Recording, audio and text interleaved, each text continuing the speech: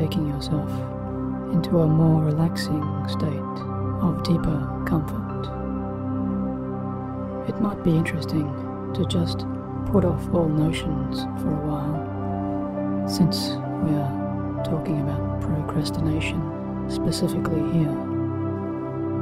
You can just put off for a little while that deeper sense of hypnotic trance work that you might be expecting to achieve across the next several moments.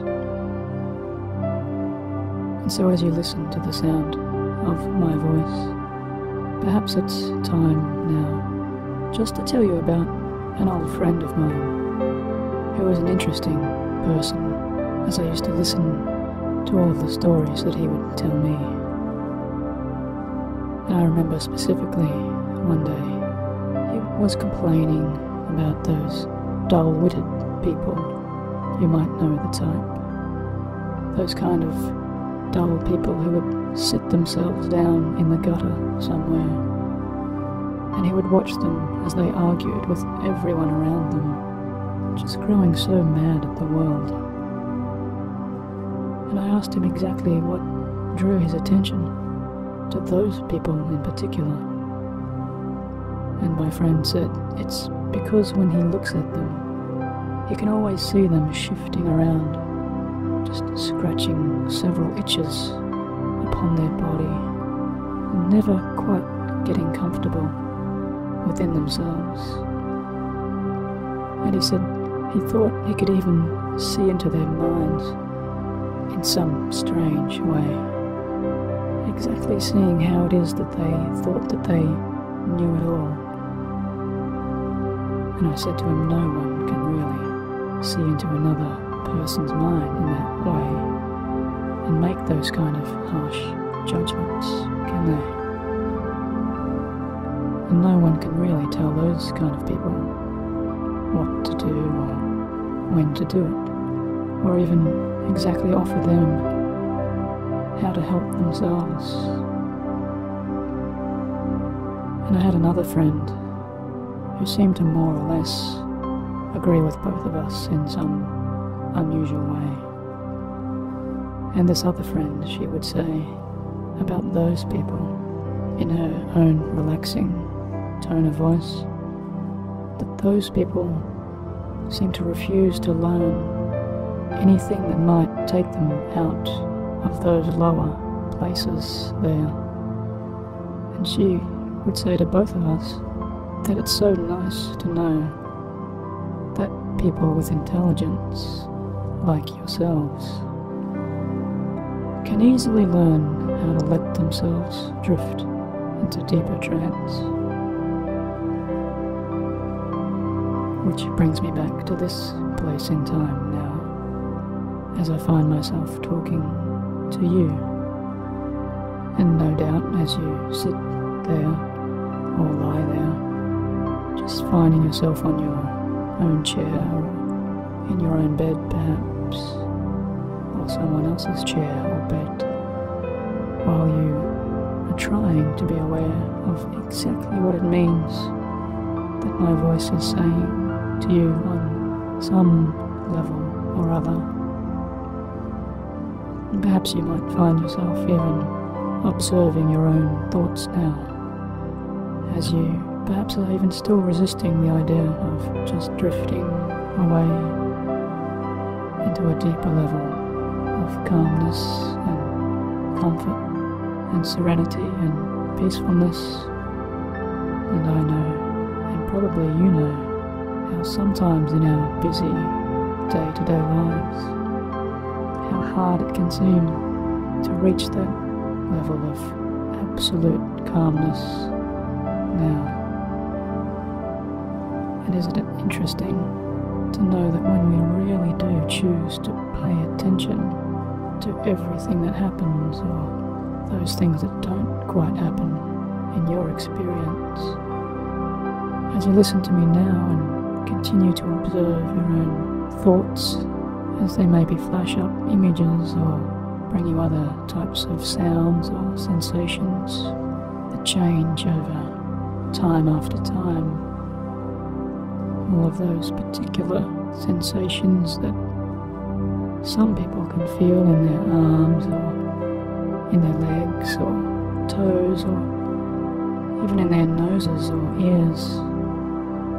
And what is it about those particular thoughts or images or relaxing sensations that can take you deeper and deeper down into a calmer place of peaceful comfort now? And sometimes going into a truer state of hypnotic trance is really just a simple procedure, a simple piece of your own imagination, almost as if you can remember now those relaxing times when you might have read a good book, just turning those pages, one after the other, and all the time finding yourself more and more absorbed into that interior world that story presents to you now.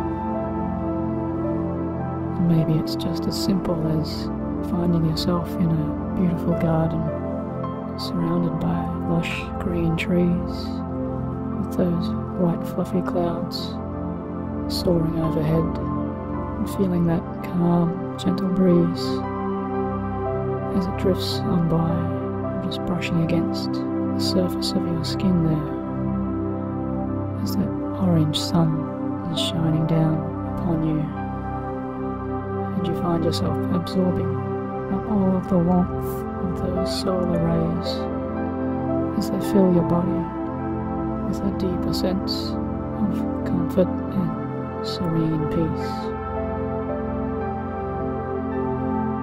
And my same friends like to tell me that going into a deeper trance is often as easy as imagining yourself stepping down a series of stairs in that garden. As you move down, I don't know, maybe 5 or 10 or 7, sometimes as little as 3 stairs, all the time, feeling yourself and seeing yourself moving deeper and deeper down towards your place of total safety and calmness and still tranquility. 3 deeper down now, 2 deeper down, and 1. You can look down and even see your own feet descending and continuing to descend those 3 stairs or 30 stairs, all the time feeling yourself dropping and drifting and floating further away to a relaxing state of absolute safe comfort. And as you find yourself continuing to drift and dream in this place of safety, however that appears now to you, you know that your unconscious mind is more receptive to those authentic ideas and those deeper levels of suggestion, because you have chosen, at least on some deeper level, to make more positive changes for yourself. And sometimes it's easier to understand and integrate particular changes, just as we understand the depth of meaning behind certain stories or fables or just little tales of interest. And I can say to you now that there is a particular story about a young woman who went to meet a wise old monk who used to live far up above in spectacular mountains. And that monk had lived his entire life in the pursuit of knowledge and truth. And that monk in particular was a renowned man with a mind of deep wisdom, and this particular monk had a great skill in the ancient art of calligraphy, in the drawing and making of those brushed inscriptions of letters and marks on a page. And this young woman had travelled so far and wide to meet this particular monk, and after an incredibly long journey through forests and through streams and across bridges and up the side of that incredible mountain, climbing all of those stairs, she found herself standing right before the ancient face of that old monk. And that old monk asked the young woman, "What exactly brings you to me now?" And the young woman said that she has pursued so many directions in life.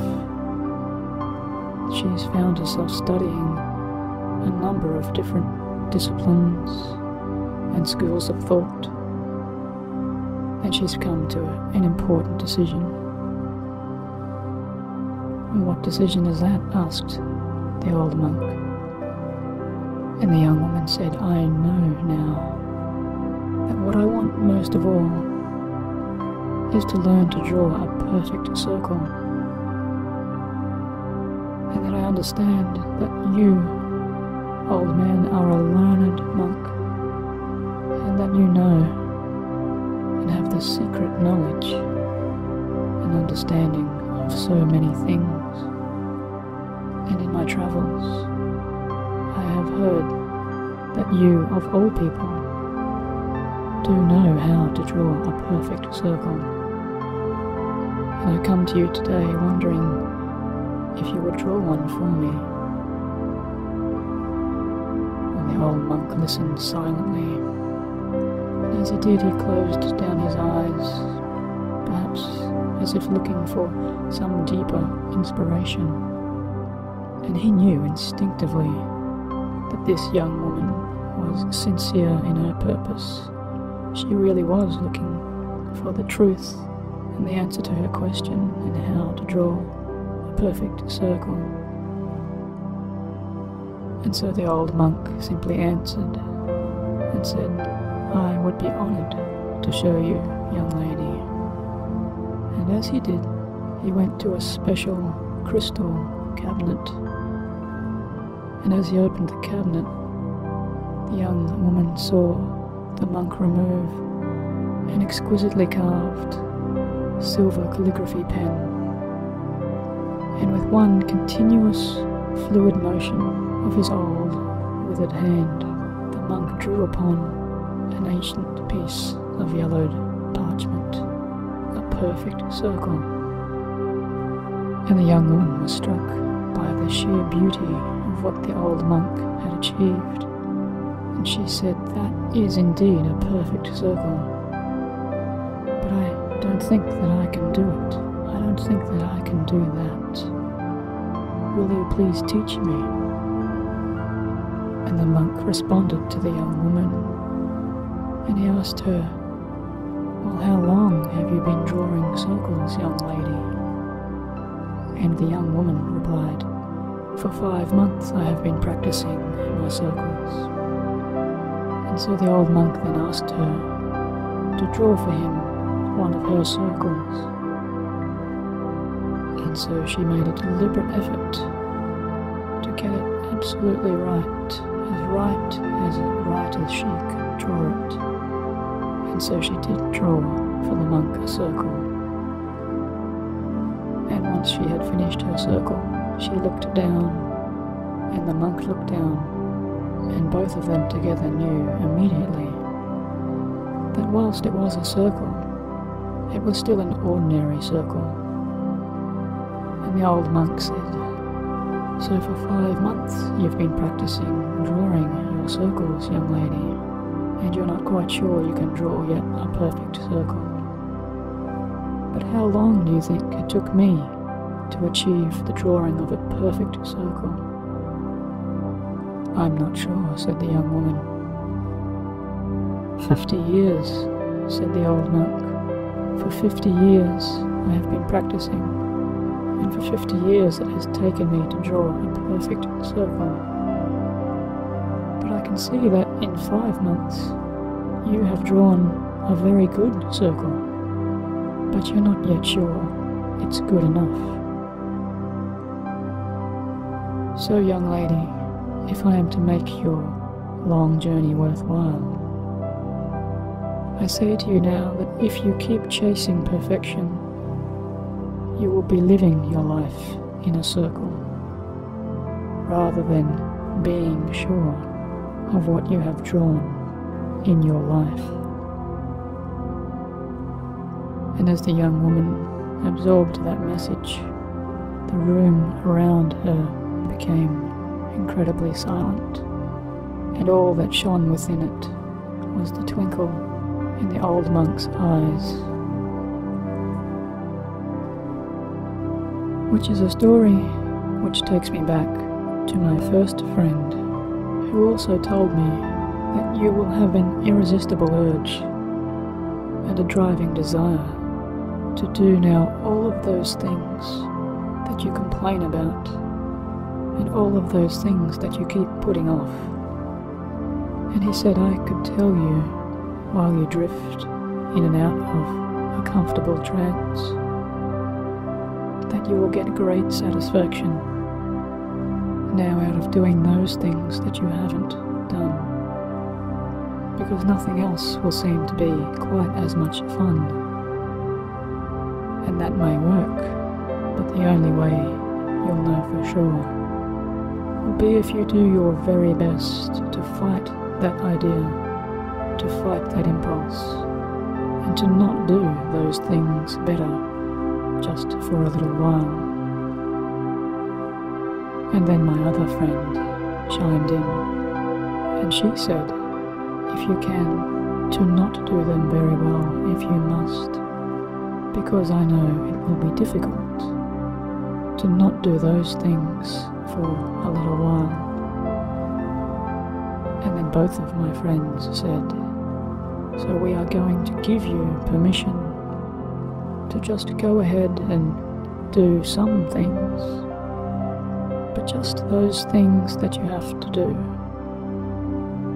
So remember to just do what you need to do, and to try to force yourself to put off everything else, so that these deeper hypnotic suggestions have time to build up in greater force, while you continue to resist them as much as possible, and just do some things, whatever things you feel you have to do, but make sure that you keep fighting that hypnotic urge to do everything at once, as much as you can. And just like that young woman returning down from the heights of that mountain, and just as I found myself saying goodbye to my old friends, you can take the time now to just assimilate and integrate all of the deeper meanings that have been delivered to you now on that unconscious level.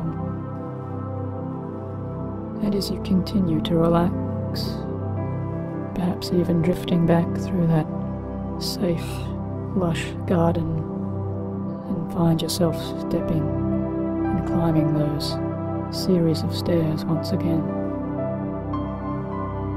In your own time, you can find yourself coming back to full, conscious, waking reality, feeling wonderfully good in each and every way, feeling as if you've had an incredible, invigorating, refreshing nap.